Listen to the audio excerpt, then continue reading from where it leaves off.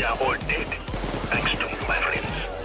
Hey, this is Abix with the Spuffle Legend. Today I want to talk a little bit about John Wick in reference to Payday 2. Something pretty big happened with the character. John Wick 2 came out in actual real-world theaters, and the Overkill devs have partnered with them to bring us a number of new heists and new weapons revolving around the character.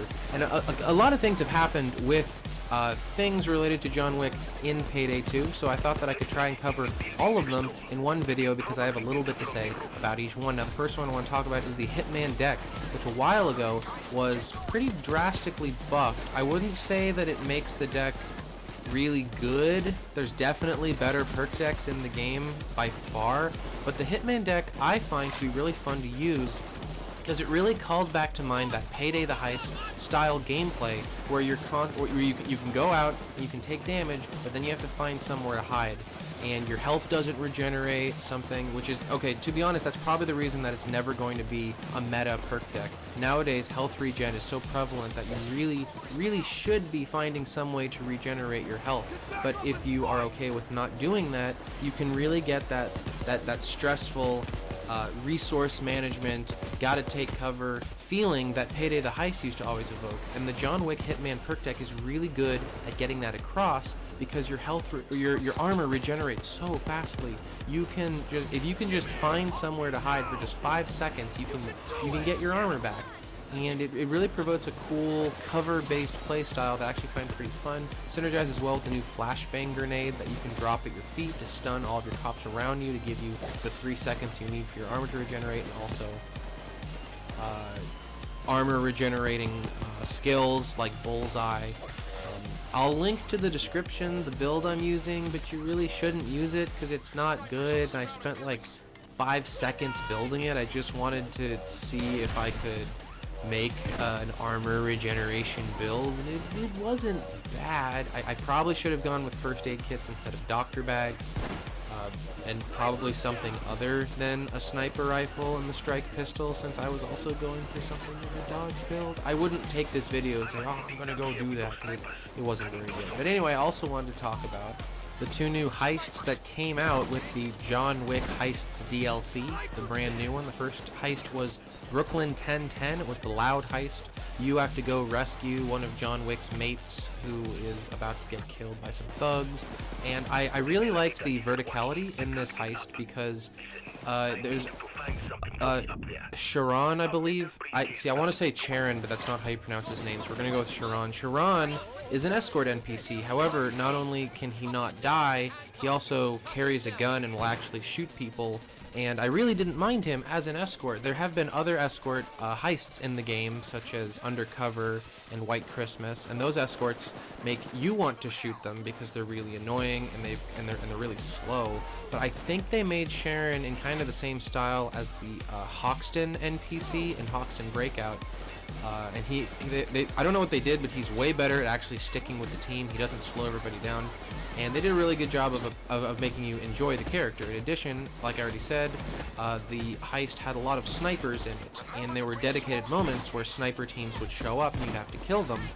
And I think having those snipers highlighted in yellow probably lowered the difficulty somewhat, but also made it more fun because suddenly your gameplay would change a little bit. You'd stop shooting cops right in front of you and you would start having to, go into sniper mode. So I thought that was pretty cool, and again, they did a better job than with Undercover, both in escorts and with how they use snipers as a mechanic.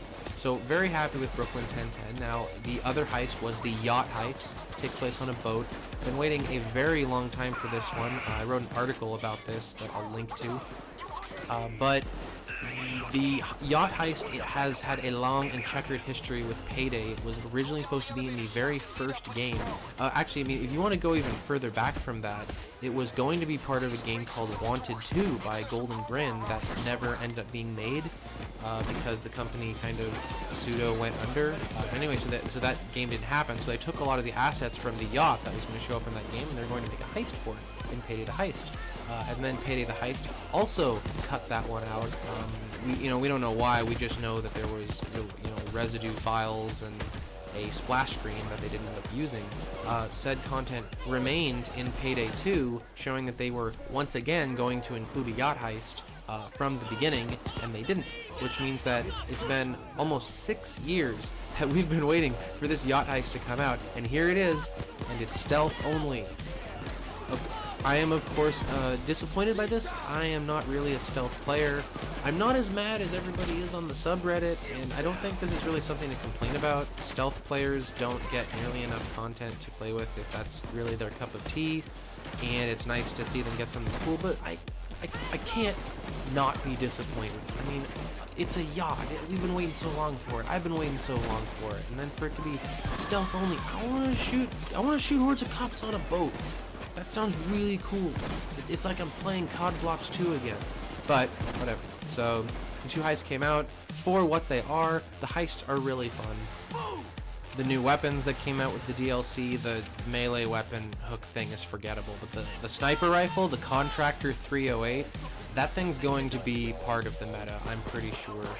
Unless I'm reading its stats wrong, it's basically an M308, which is, for those of you who don't know, the most versatile and powerful assault rifle in the entire game, and this Contractor 308 is very similar and can be modded to be even more similar, while also being a sniper rifle, which means that it can penetrate through shields and hit multiple targets at once, which is the leading downside to the M308. So I believe that the Contractor 308 is going to become a very popular hybrid assault sniper rifle. And that's most of what I wanted to talk about. Go see John Wick 2 if you want to. I know I'm going to see John Wick 2. The subreddit mentioned that there are 1 or 2 Payday related Easter eggs in there, and I really liked the first movie. I thought that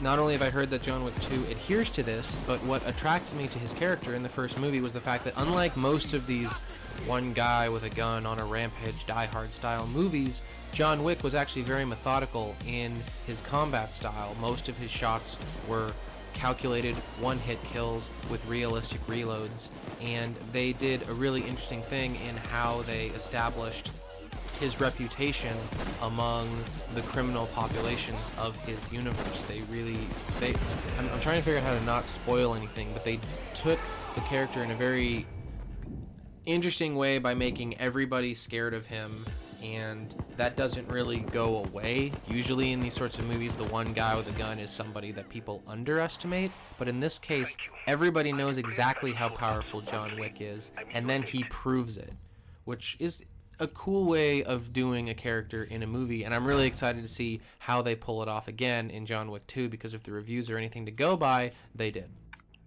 This is Abacus with the Spuff of Legend, signing off.